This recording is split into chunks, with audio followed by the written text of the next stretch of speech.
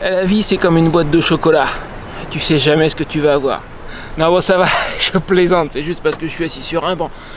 Aujourd'hui, c'est direction le château d'Alicante. C'est la première chose qui était sur mon radar. Alors, je sais, j'enfonce une porte ouverte, c'est un peu l'évidence, mais je suis là, il est à voir. Il y a un gros bout d'histoire avec un grand H, comme je les aime. Alors, on va y aller par le tram. Parce que le tram est là, à 50 mètres du camping, que c'est pas cher. Une zone, c'est 2,30 € l'aller-retour. Je me casse pas la tête, c'est le plus facile. Donc j'attends mon tram, on arrive là-bas et je t'explique et je te montre et tout, tu vas voir. Je connais pas encore, mais je suis sûr qu'encore une fois, on va en prendre plein les yeux. Allez, c'est parti.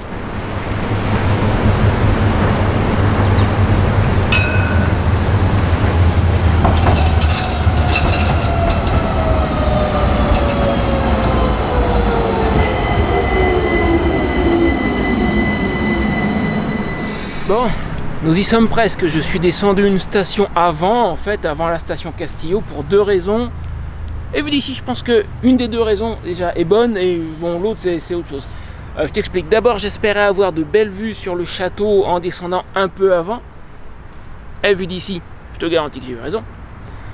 Et ensuite, dans le tram, ils sont tous là comme de bons robots à tous mettre leur masque. Alors que d'après ce que j'ai lu, mais du coup j'ai un doute, il faudrait que je vérifie. D'après ce que j'ai lu sur le site de RTVE, qui est une des chaînes de télé principales ici en Espagne, dans la communauté valencienne, il n'y a plus d'obligation au niveau des transports en commun. Alors est-ce qu'ils ont tous juste subi un excellent lavage de cerveau? C'est possible. Ou est-ce que l'information que j'ai n'est pas bonne? J'ai un doute. Toujours est-il que pour moi l'atmosphère est un petit peu pesante. Voilà, je ferme cette parenthèse et maintenant regarde-moi ça, si j'ai bien fait de descendre un peu avant. Après, c'est toi qui me le dis dans le chat ou dans les commentaires.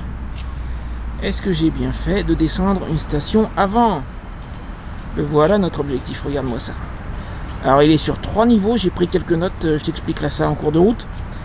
J'ai des petites choses sur son histoire qui est mouvementée, on va dire. Allez, on y va. La construction du château Santa Barbara d'Alicante remonte au 9e siècle, sous domination maure. Et oui, pour ceux qui ne le savent pas, une très grande partie de l'Espagne a été territoire musulman, de 711 à 1492. On l'appelait Al-Andalus à cette époque. Ceci dit, on a quand même retrouvé des vestiges d'occupation plus anciens, datant de l'âge du bronze notamment, et de l'époque romaine. Alors ça, c'est la station où tu dois te rendre, la station de tram, si tu veux pas faire un détour comme j'ai fait moi. Alors, je suis désolé, le soleil va être derrière moi là. La station où je suis descendu, celle d'avant, dont j'ai oublié le nom d'ailleurs. Je me suis retrouvé sur la route du mauvais côté de la colline où se trouve le château. Donc j'ai dû contourner cette colline et l'accès au château doit normalement plus être très loin. Là je suis sur un chemin pavé qui, je pense, est sur ma carte. Il y a un chemin qui monte au château, ça doit être ça. Si tu veux pas y monter à pied, il y a aussi un ascenseur. Qui est pas gratuit, mais qui coûte pas très cher, 2 € quelque chose, je crois, je me souviens plus exactement. Enfin, tu feras quelques recherches, tu trouveras, c'est pas le souci. Si tu veux monter sans te fatiguer, il y a un ascenseur. Moi, tu me connais, j'y vais à pied.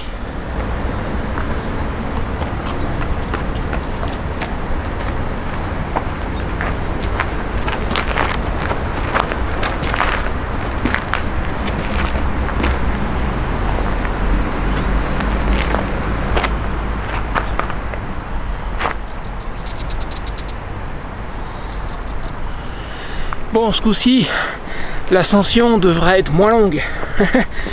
Quand je suis allé au monastère de Montserrat, ça va pas prendre 3h30, je te rassure. Par contre, je sais pas exactement où je vais. Il y a des sentiers qui vont un peu dans tous les sens sur cette colline. Là, je viens de passer un panneau qui dit que par là, dans la direction où je vais, il y aurait un point de vue. Donc on va commencer par là. On va commencer par là. Bon d'accord, l'ascension sera peut-être pas aussi longue. Et il va falloir grimper quand même un petit peu. Hein. Normal, un point de vue, il est logique que ce soit en hauteur. Allez, on y va. Le château de Santa Barbara se dresse sur le mont Benacantil. La valeur stratégique de cette tour de guet naturelle de 169 mètres d'altitude a favorisé, depuis la préhistoire, en passant par les périodes ibères et romaines, le développement dans cette enclave de plusieurs établissements humains. Toutefois, ce n'est qu'à l'époque islamique, sans doute avec le traité de Todmir, signé en 713 entre les Visigoths et les musulmans, qu'une naissante construction défensive fut bâtie au sommet. La première référence apparaît au Xe siècle grâce au chroniqueur et géographe arabe Al-Razi. La fortification conserva sa structure de forteresse arabe pendant une longue période, même après la conquête chrétienne, au milieu du XIIIe siècle. Bien que de nombreux travaux de réparation fussent effectués, ce n'est qu'au XVe siècle qu'elle fut agrandie avec de nouvelles dépendances. Pendant ce siècle, furent également consolidés 2 espaces ouverts habilités pour protéger la population et séparés de la forteresse par 2 fossés. L'enceinte fortifiée du milieu et, à une cote inférieure, l'enceinte fortifiée ancienne. Ainsi sont définis 3 des 4 espaces qui composent la forteresse. Alors sans l'ombre d'un doute, ça valait le coup de monter jusqu'au point de vue. Bah, tu l'as vu comme moi, hein, je pense qu'on est d'accord, mais dis-le moi dans le chat si tu es d'accord avec moi. Par contre, il a fallu en redescendre, parce que le chemin qui monte au point de vue, après, s'arrête, c'est un cul-de-sac en fait. Donc si tu vas là-haut, il faudra descendre et reprendre le chemin par lequel tu es arrivé. Et je pense, a priori, là je suis en train de longer la colline. Le panneau là qui est derrière moi dit par là, Pinard, je sais pas exactement ce que c'est, enfin c'est le chemin principal a priori. Je vais trouver, il y a bien une voie qui va monter jusqu'au château, c'est obligé de toute façon, on va trouver. Le chemin qui monte jusqu'au château est quelque part par là, il doit y avoir un embranchement j'imagine. Allez on continue, on va pas tarder à être là-haut je pense. Ok, alors d'après ma carte en fait il y a une route plus normale qui monte jusqu'au château, mais ce sentier la rejoint, donc c'est pas grave que je l'ai raté, ça me va très bien. Et puis si tu vas aller au point de vue, tu vas te retrouver en fait sur ce sentier de toute manière. Après c'est un choix, soit tu passes par la route, soit tu vas au point de vue et puis tu rejoins le château par ici, c'est toi qui vois. Moi je vais rejoindre la route et quand j'y suis, je te retrouve. Les constantes attaques des corsaires barbaresques et la peur de la flotte turque provoquèrent au milieu du XVIe siècle la fortification la plus intense. À cette action participèrent 2 des meilleurs ingénieurs de ce siècle, Juan Bautista Antonelli et Jorge Palearo El Fratin. Le château devint un important exemple de l'architecture militaire de l'époque. Regarde-moi ce pan de mur. Je pense que nous ne devrions pas tarder à arriver sur la première enceinte très certainement. Pour info, il y en a 3. Si tu prends l'ascenseur, il t'amènera à la 2e. Et si tu montes à pied, bah, tu vas passer par la première. Forcément, c'est logique. Sur 3 niveaux. Ah bah oui, voilà, quand je te disais qu'il y a des sentiers qui partent dans tous les sens sur cette colline. Alors c'est le mont Benacantil, du coup j'avais vu ce nom, j'avais pas très bien compris, c'est le nom de cette montagne où il y a le château. Et effectivement là je suis arrivé au fait, tu vois, au pied de la route qui monte au château. Il y a un panneau, un plan, avec tous les chemins qui traversent cette, je sais pas ça, vraiment une montagne, c'est une colline quoi. Et puis un parking pour ceux qui veulent venir en voiture. A priori, je pense que donc tu dois pouvoir te garer là, dans le but de monter au château qui est juste là. Et puis nous, bah, on va monter à pied, ici, par la route. Alors bon, il y a un parking, mais peut-être mieux venir en 4x4 quand même. Enfin, en soi, si j'étais venu avec la moto, tu vois, j'aurais pu tranquillement passer, ça le fait quoi. Ça le fait. Mais c'est vrai que c'est un petit peu mieux. Ah, donc si tu viens en voiture, à mon avis, tu es obligé de monter sur le trottoir là. Hein. Pour l'instant en tout cas. Quoique, c'est curieux. Sens interdit, mais ils ont juste dû barrer ce morceau là parce que t'as des voitures. Bah attends, c'est pas un parking en fait. Regarde. Stationnement interdit. Alors je sais pas ce qu'ils foutent là eux, mais stationnement interdit. Bon bah non, j'ai rien dit. C'est pas. En tout cas temporairement c'est pas un parking. Bon, stationnement interdit, mais ceci dit, il y en a qui s'y mettent quand même. Hein. Donc je sais pas. Je sais pas du tout. Le panneau de stationnement interdit a priori n'est pas fixe. Donc il doit être temporaire à cause de ça j'imagine. Ceci dit nous, c'est ça qui nous intéresse. Au XVIIIe siècle, la guerre de succession espagnole ébaucha pratiquement la physionomie actuelle du château qui se transforma en une grande forteresse moderne. La plupart des éléments médiévaux disparurent et une grande plateforme pour l'artillerie fut construite sur la partie la plus élevée. Un 4e espace fut également élargi avec de nouveaux bastions défensifs dans la zone nord et de nouveaux édifices, qui intègrent de nos jours la plus grande partie de l'actuel parcours visible, furent bâtis.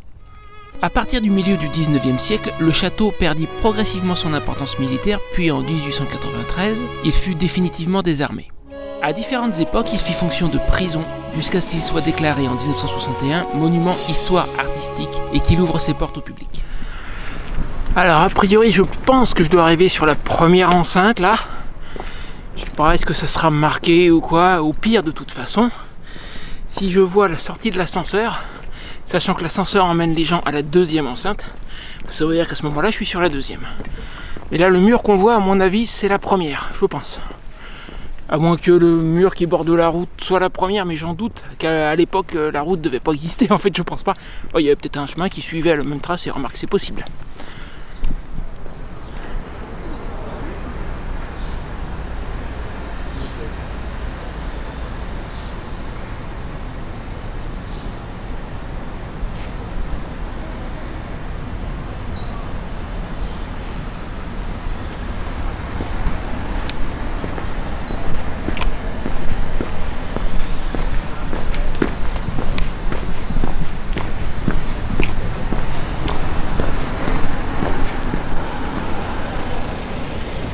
Tiens, regarde, un corps de garde, une guérite, enfin appelle-le comme tu veux, avec évidemment une vue. C'est un peu le principe de la chose aussi, pour surveiller les environs.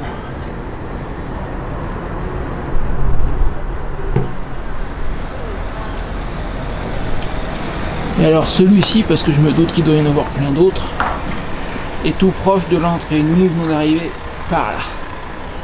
Et donc ça, je maintiens que ça doit être la première enceinte la plus basse des trois. Je pense. Donc j'imagine que pour chaque enceinte, on va passer une porte, très certainement. Comme celle d'il y a un instant. Ça c'est de la vue. Et tu sais quoi? Celle-là ça sera pour la miniature de la vidéo, enfin peut-être. Ça devrait être bon comme ça. Avec mes lunettes de soleil je vois même pas. J'espère que c'était correct. Je vais peut-être tenter d'en faire une avec l'appareil photo aussi. Ah ouais, tu peux pas trop voir, attends. C'est pas forcément évident. Le seul endroit en fait où j'ai pu poser le caméscope, c'est ce muret là, pour m'avoir moi-même avec la vue. Alors, nous sommes montés par là. La guérite de tout à l'heure, a priori je pense, et là, le point de vue d'il y a un instant. Juste là, nous sommes ici, sur le point de passer une porte, et l'ascenseur est derrière, donc ça, a priori, ça, c'est la deuxième enceinte et nous étions bien dans la première. Et je me demandais, tu vois, pourquoi il y a une barrière là, alors que l'accès au château, à ma connaissance, est gratuit, mais c'est tout simplement que ça doit être l'accès à l'ascenseur qui, lui, n'est pas gratuit. Donc on va continuer par là. Et puis alors, il y a deux, manifestement, il y a un deuxième accès à l'ascenseur. Là, il y en a deux. Il y a tout ce qu'il faut, il y a des toilettes, restaurants, boutiques de souvenirs, enfin c'est un lieu touristique quoi. Et un paquet de points de vue a priori. Donc si ça se trouve, la vue que j'ai faite il y a un instant pour la miniature de la vidéo, c'est pas forcément celle-là que je vais utiliser, parce que j'ai plein d'autres possibilités et elle était un poil à contre-jour. On va voir, je peux en faire plein d'autres à mon avis.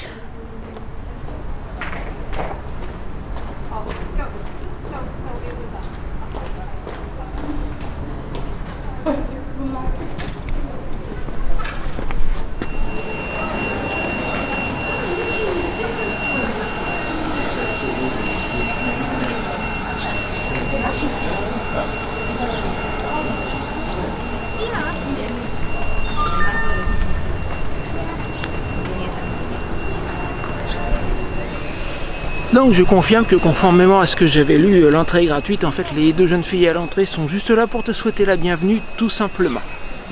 Donc là, à présent, nous sommes dans la deuxième enceinte. Il en reste une troisième qui doit être encore plus haut, a priori, si j'ai bien tout compris. Et il semblerait qu'il reste encore des défenseurs, regarde. Il doit y en avoir plusieurs normalement, je crois, des statues comme celle-là, d'après ce que j'ai lu. Alors on va les trouver. Puis on va s'approcher de celle-là aussi. Là on est en train de monter, je pense, vers la 3e enceinte qui doit être là a priori. Donc normalement on ne devrait pas tarder à passer une porte. Voir, je me demande même, cette colonne qu'on voit là, est-ce que ça serait pas anciennement la porte? Non, c'est pas ça. Enfin on va voir, on va s'approcher, on va voir.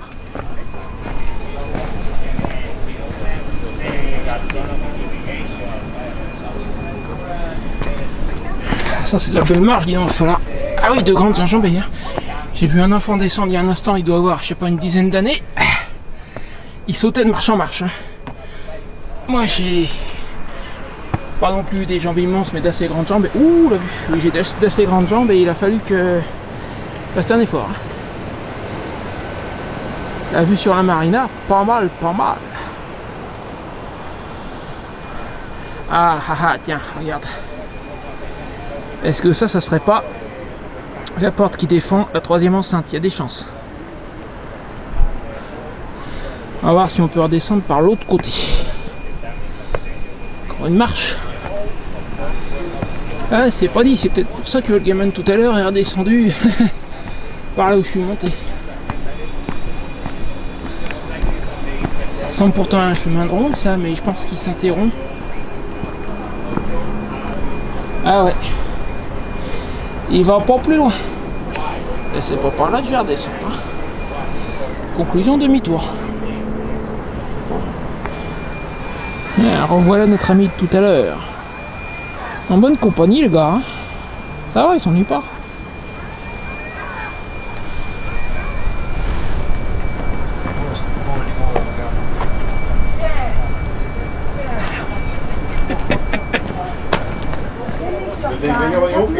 Bon, a priori, je pense que nous arrivons devant l'entrée de la 3e enceinte. Alors, j'ai passé au moins 20 minutes devant et à côté de cette statue pour essayer d'obtenir une photo sans personne en fond, juste avec la statue et le château. J'ai eu du mal.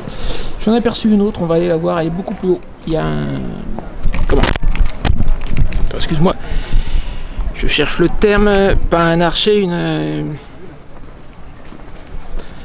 une arbalète, un arbalétrier, un peu plus haut. Attends, je vais voir si on arrive à le repérer d'ici.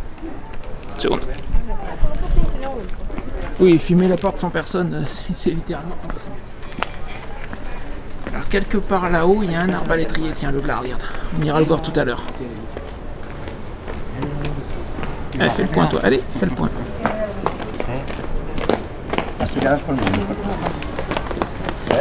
Voilà notre ami l'arbalétrier. Alors, en plein cagnard ou au frais.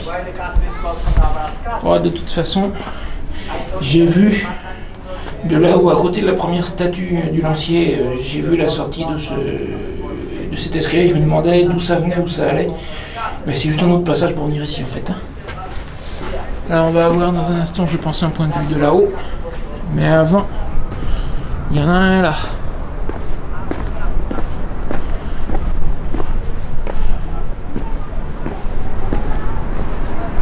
Ah, c'est le point de vue sur la ville donc.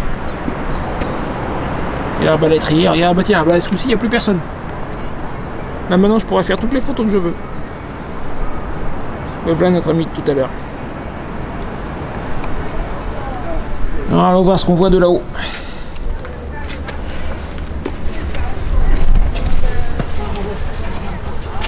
C'est tout ça là.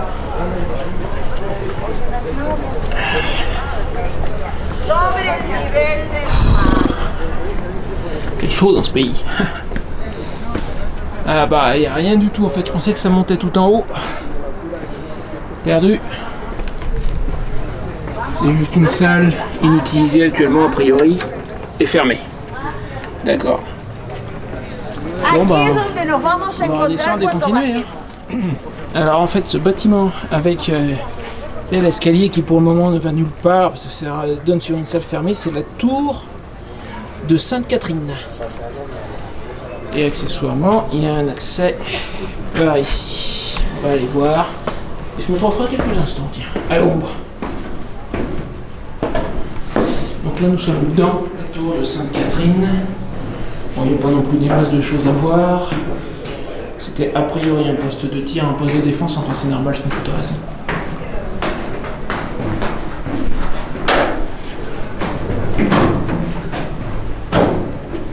Je pense qu'on peut ressortir. Bon, je vais pas me fatiguer à monter là, c'est quoi? Parce que regarde, de toute façon, ça s'interrompt. Je crois qu'on peut pas continuer plus loin là non plus. Ça a dû, je suppose, continuer par là à une époque, mais plus maintenant. Donc je pense que je vais pas m'embêter à monter. Par contre, juste à côté, là, il y a une buvette. Je vais juste jeter un œil au prix pour tout à l'heure, pour manger et tout boire un coup. Alors, ça n'a pas été bien filmé, mais là, nous avons a priori une contre-mine construite, d'après ce que dit le panneau en face, en 1709 par les Anglais qui occupaient le château.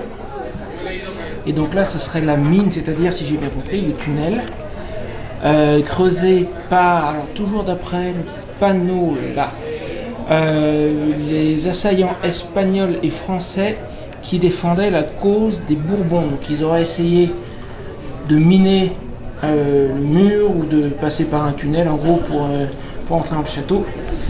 Et la contre-mine, c'est-à-dire ce gros trou, est destiné à les empêcher de continuer parce que forcément, si j'ai bien compris, en débouchant là, ils se retrouvent à découvert.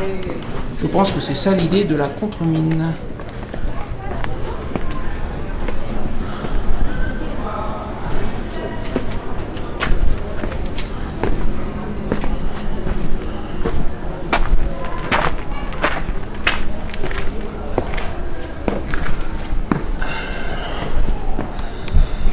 Eh ben, c'est tranquille ici.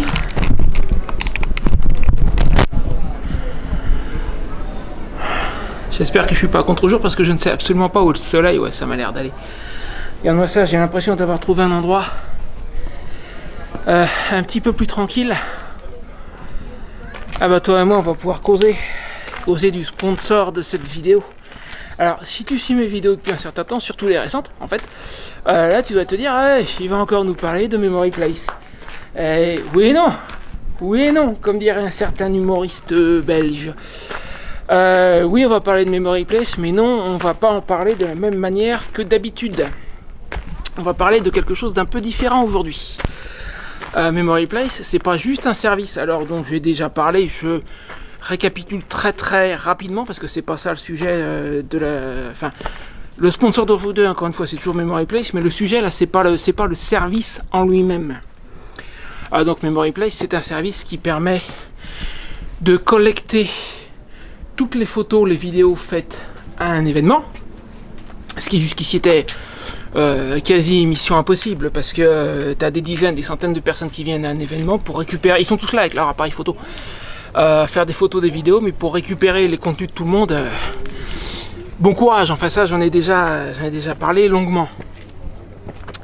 Avec Memory Place, un simple code QR à placer sur les tables de l'événement, et tout le monde peut envoyer les photos, les vidéos qu'ils ont prises sans être membre d'un service, d'un groupe Facebook, d'un groupe WhatsApp ou quoi que ce soit. Il n'y a besoin de rien.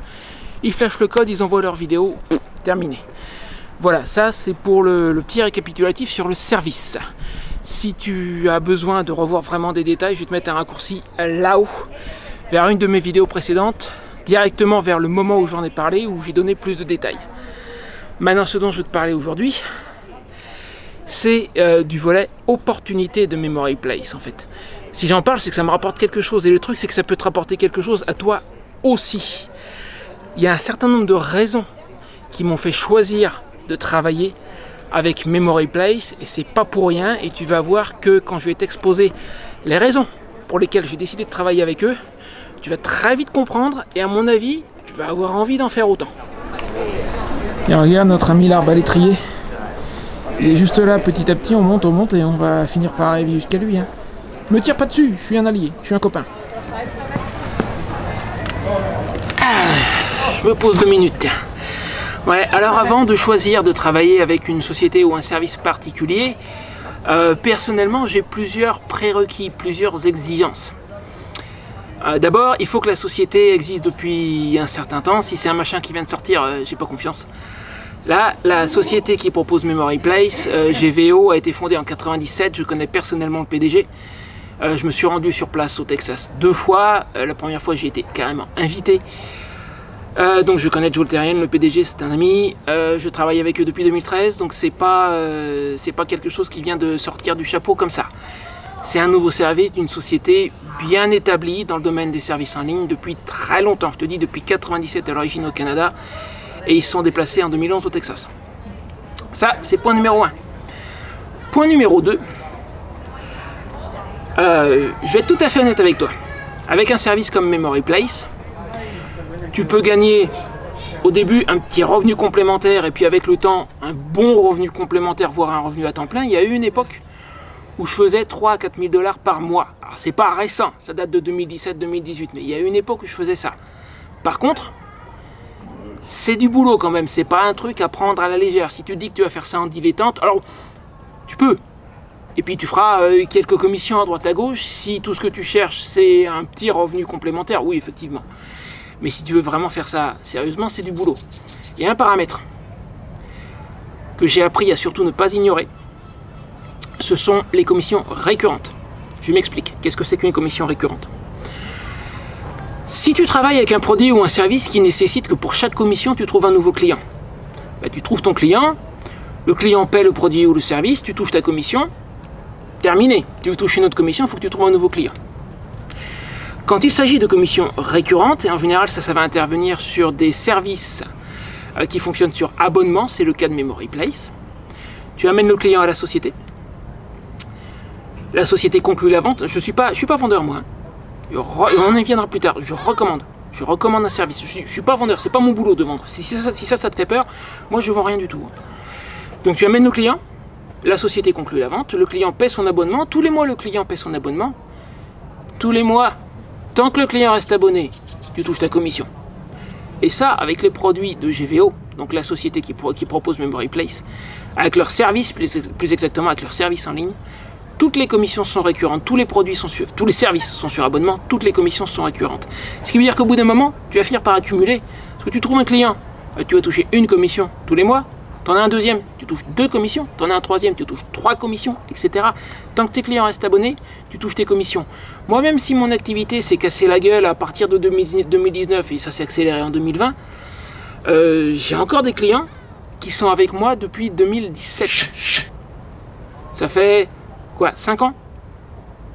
J'ai certains clients qui sont avec moi depuis 5 ans et depuis 5 ans, tous les mois, grâce à eux, je touche une commission. Et c'est pour ça que bien que le fait que mon activité se soit cassée la gueule, je ne suis pas retombé totalement à zéro, c'est grâce aux commissions récurrentes. Donc ça, c'est un paramètre extrêmement important pour moi. Je ne me dérange plus depuis longtemps pour des commissions simples. Je veux systématiquement qu'elles soient récurrentes, et avec Memory Place, c'est le cas. C'est un service sur abonnement avec des commissions récurrentes. Ça, pour moi, c'est vital.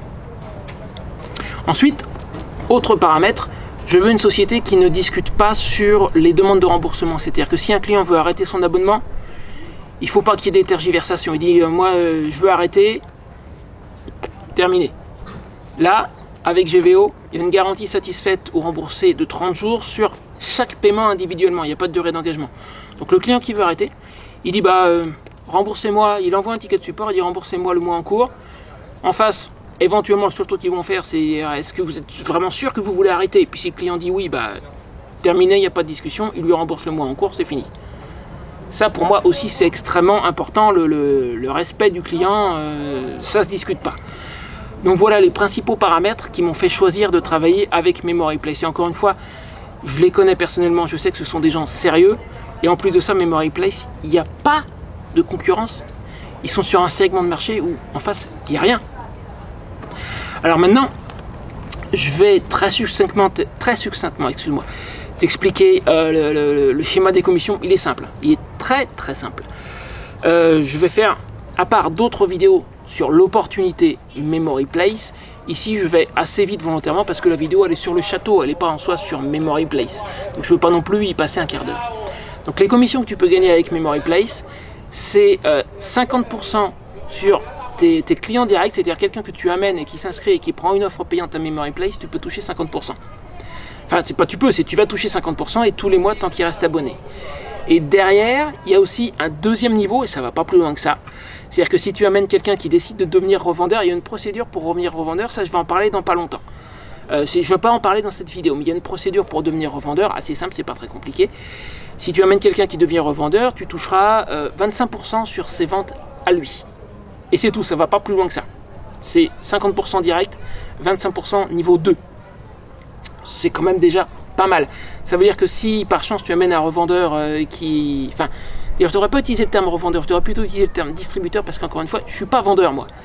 Et toi, si tu décides de suivre dans mes traces, tu ne seras pas vendeur non plus.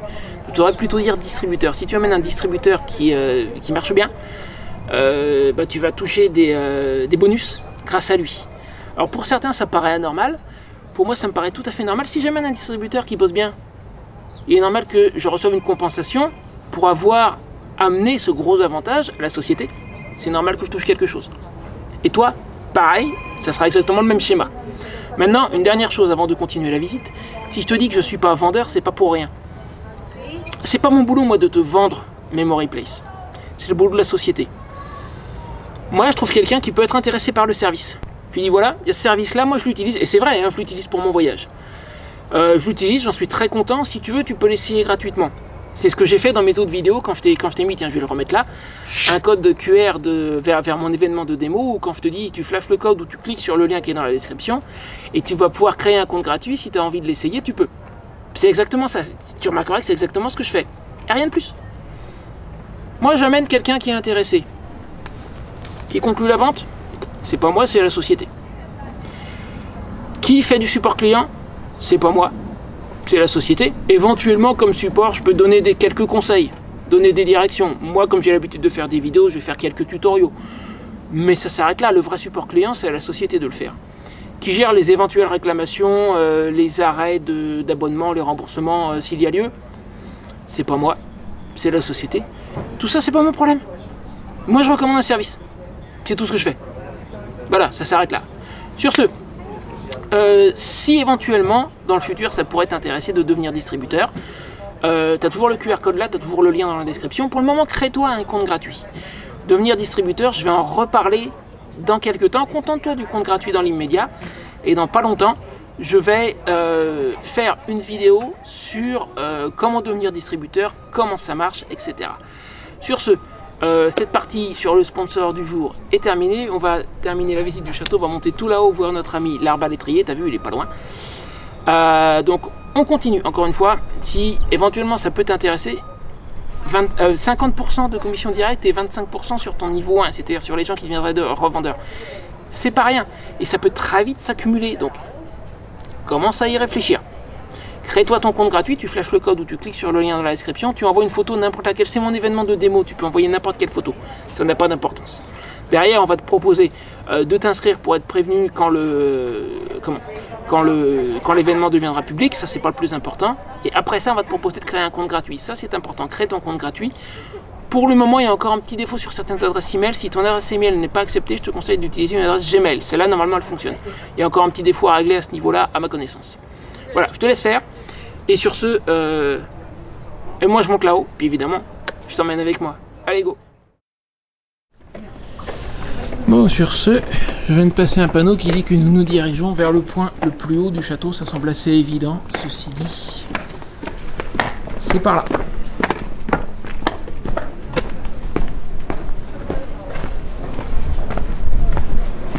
Et il n'y a pas de doute qu'on a pris de l'altitude, hein, regarde-moi ça.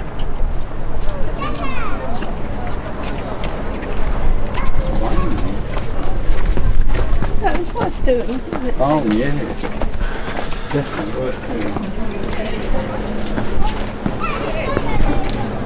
Tiens, d'autres statues, je t'avais dit qu'il y en avait d'autres, hein. Il n'y a pas que l'arbalétrier là-haut.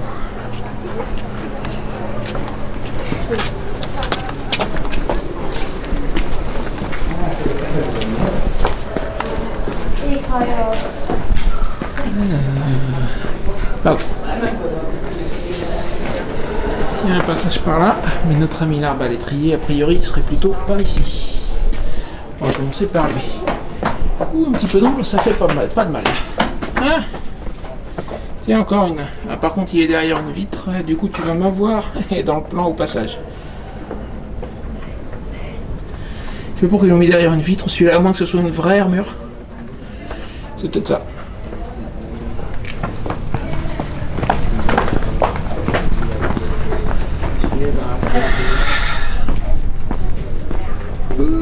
Une petite brise ici, ça fait du bien.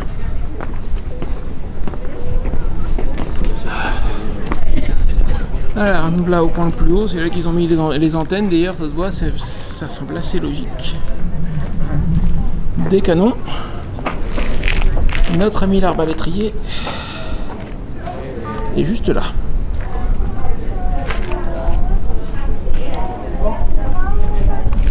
Regardez le canon avant. On vient lui dire bonjour ensuite. On va pouvoir monter encore de quelques mètres, on verra ça dans un moment.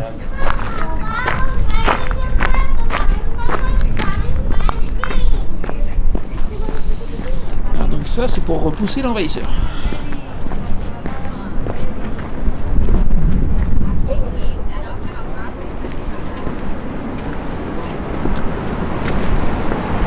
Waouh, sacrée vue. Il y a encore une vue sur la marine d'ailleurs.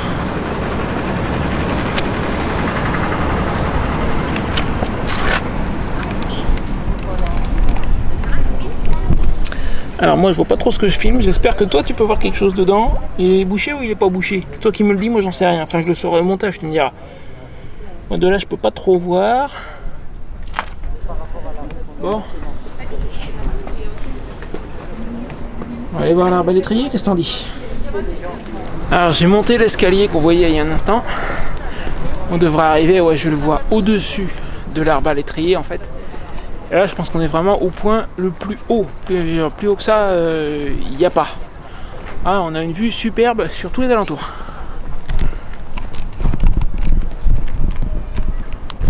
Excuse-moi, t'es pas tout à fait droit. Notre ami l'arbalétrier est là, il est pas tout seul lui non plus. Bah, tout le monde fait des photos avec eux de toute façon. Puis tu sais quoi, je vais en faire autant. Ça risque d'être un peu plus compliqué pour positionner la caméra là parce qu'il n'y a pas de support devant lui en fait. Il faut reconnaître que ça c'est de la vue. Hein. Nous à l'Arbonne d'ici. Enfin, comme tu disais tout à l'heure, il y a un petit courant d'air, un petit vent frais qui fait du bien quand même, faut reconnaître.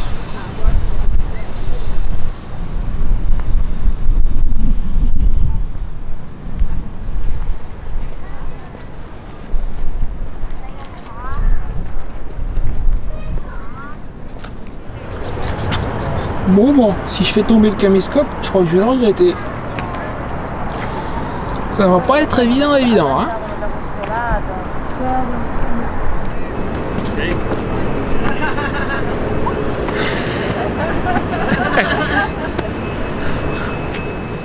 Alors, je suis redescendu, nous allons voir les autres statues, et là, apparemment, nous serions dans la maison du gouverneur, semble-t-il. C'est ce que dit le panneau. Ah bah elle est décorée la maison du gouverneur, dis donc.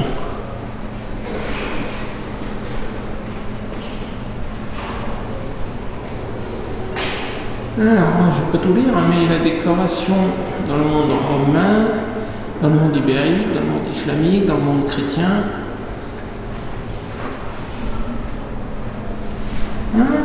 C'est un petit musée en fait. Alors ça, des outils néolithiques. Ibérique, romain. C'est quelque chose qui date de l'époque de l'occupation islamique. Il y a du romain et du médiéval. Ça c'est contemporain. Médiéval.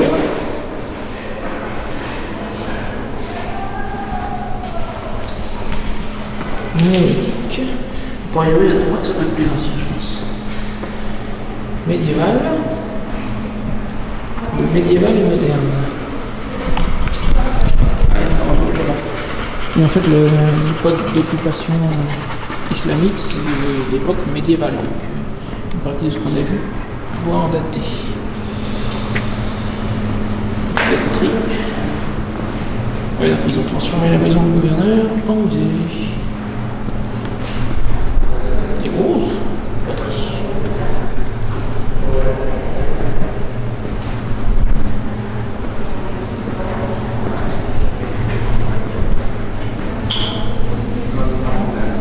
Il y a vraiment un point de vue là.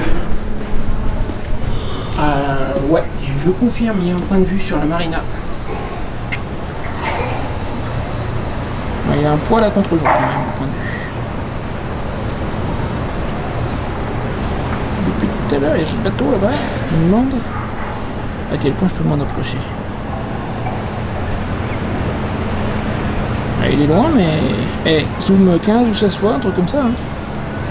Pour ça que j'aime bien ce caméscope. Pour ça, il y a la possibilité de pouvoir lui mettre un micro par-dessus. Bon, vous battez pas, les gars. Vous allez vous faire mal.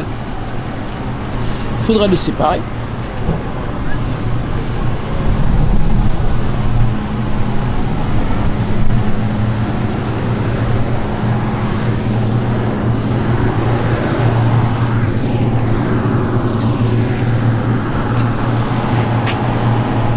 Une petite photo ça.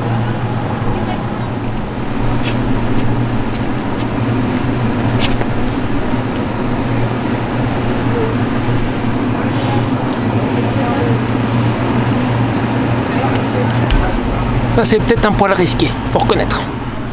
Bon, je pense que nous avons fait à peu près tout le tour. Je vais encore voir s'il n'y a pas quelques petits endroits à explorer. Mais au cas où ce soit là à la fin de la vidéo, ce qui est très possible. N'oublie pas le petit j'aime, le petit commentaire, le petit partage, tout ça, tu connais les chansons. Puis si t'es pas encore abonné, abonne-toi, c'est le bon moment, active la petite cloche. Et laisse-moi un commentaire pour me dire que tu t'es abonné. YouTube me dit pas toujours les noms, voire 3/4 du temps en fait je sais pas qui s'est abonné. Donc ça me fera plaisir de savoir que je te compte parmi mes nouveaux fidèles.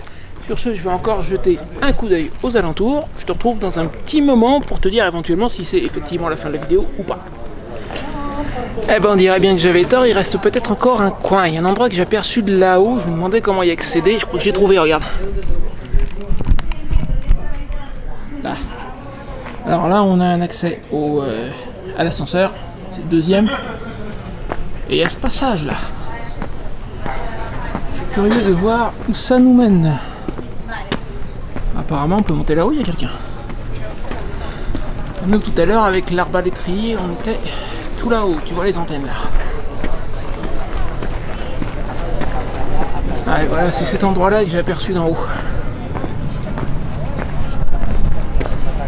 Alors derrière, il semble y avoir quelques escaliers, un passage, je sais pas si c'est accessible. On va s'approcher, on va aller voir. En tout cas, on a encore une superbe vue sur la marina.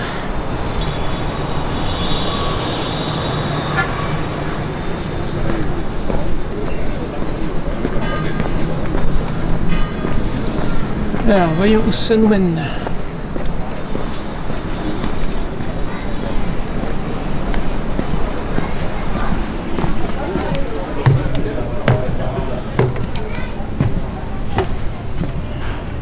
Oh bah ma foi oui, hein, on va y aller voir.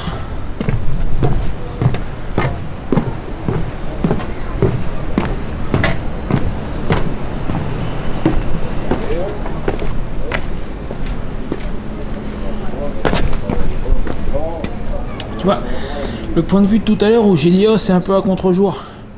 Quand on était dans la petite partie musée là. Et on est juste en dessous.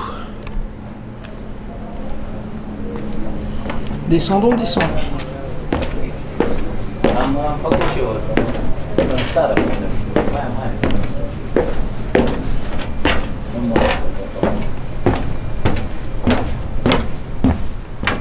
Alors, qu'avons-nous là? Passage secret dans la forteresse.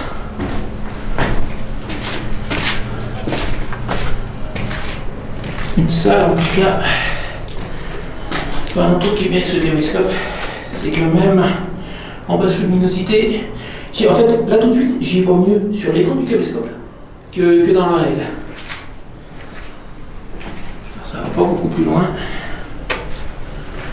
Encore un poste de défense a priori je pense.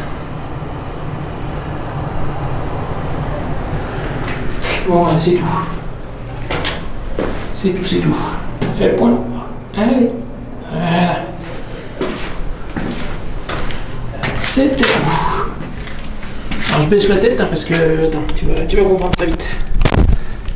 Attends. C'est pas fait pour les géants hein. Il n'y a pas beaucoup de marge. Faut faire... Ouh, je suis en train de faire tomber... Attention.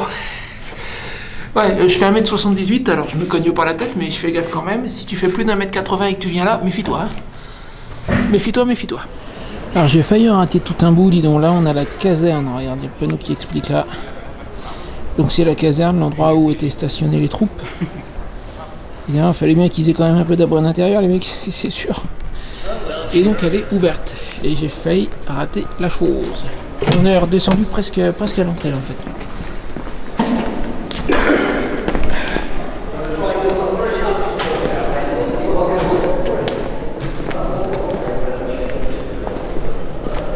Avec des tapisseries, alors je sais pas si elles sont d'époque. Bon, il y a quand même des chances pour que ce soit des reproductions, mais elles sont belles.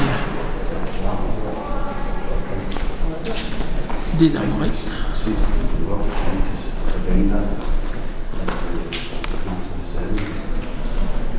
Tapisserie, armoirie, il y en a pas partout.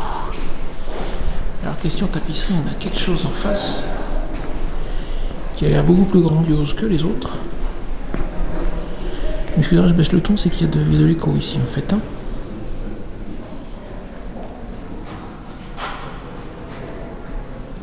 Alors je pense que c'est du latin, j'ai l'impression.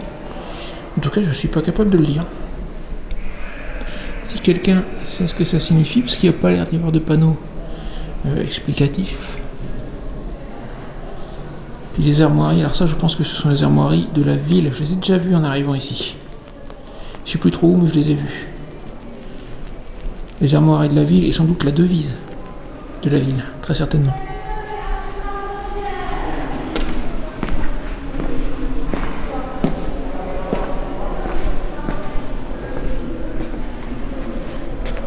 Alors là, la machinerie, ben, c'est dommage qu'il n'y ait pas de panneau explicatif en fait. Parce qu'on ne sait pas ce que c'est du coup. C'est très dommage. Derrière un drapeau, plusieurs drapeaux. Pareil, il n'y a pas... J'aurais dû prendre la visite guidée. Le guide doit expliquer de quoi il s'agit. Moi là, je ne saurais pas dire. Pareil, si quelqu'un dans l'assistance sait, ça m'intéresse. Alors là, un plan de la forteresse de 1986, a priori. Plusieurs autres plans.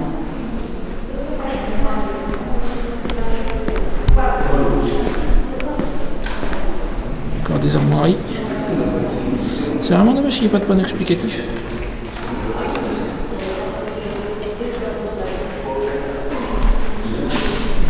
Oh, il y avait une marche, j'ai failli m'étaler. J'avais raté celle-là, il y a des armoiries un peu partout. Oh, bah, je suppose qu'au fil des siècles, il y a dû y avoir différents occupants aussi. Hein. Ça explique sans doute.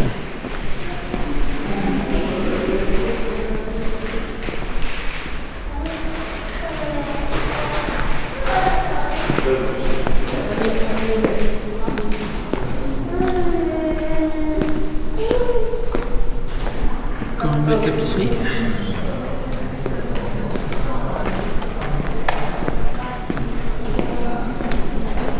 Et une autre. Alors derrière nous un passage là-bas, je me demande si ça serait pas éventuellement la sortie de l'ascenseur, c'est possible.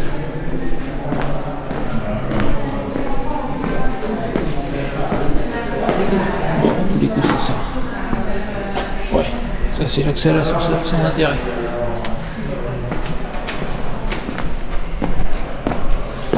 Eh ben écoute, je pense qu'on a fait le tour.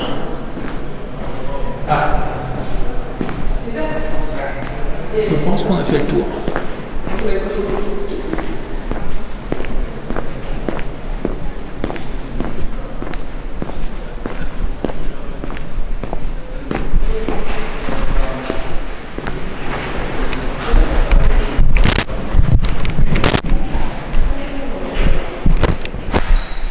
C'est quoi, c'est bien, il fait frais ici. Ça repose un peu. Bon bah ça va être la fin de la vidéo du coup. Alors, pour information, tiens je vais te le dire ici avant de ressortir. J'ai pris une décision, j'ai vérifié l'histoire du masque dans le tram et autres transports publics. Apparemment le site de RTVE doit se tromper. Parce que toutes les autres infos que j'ai pu trouver disent que c'est encore d'actualité. J'ai décidé que j'ai pas envie de me taper 3 heures de marche pour rentrer. J'ai pas non plus l'intention de mettre un masque, de toute façon j'en ai pas sur moi. Donc je vais reprendre le tram quand même, on verra bien ce qui se passera. À l'aller, personne ne m'a rien dit, le seul risque je pense c'est s'il y a un contrôleur, on verra bien. On verra bien ce qui se passera. Allez à Jacques Taès, comme a dit Jules, je rentre par le tram. Sur ce, si ce que je fais sur la chaîne t'intéresse, alors tu devrais déjà être abonné, évidemment, je te l'ai déjà dit, je te le répète, activer la petite cloche, tout ça. Laisse-moi un commentaire pour me dire que tu t'es abonné, et puis je te mets par là, une autre vidéo sur mon aventure qui devrait pouvoir t'intéresser. Alors vas-y, fais-toi plaisir, te gêne pas, moi ça me fera plaisir aussi, d'autant que si tu regardes une autre vidéo après avoir vu celle-là, ça aide la chaîne en fait. Allez, sur ce, je te dis à bientôt pour de nouvelles aventures dans la région.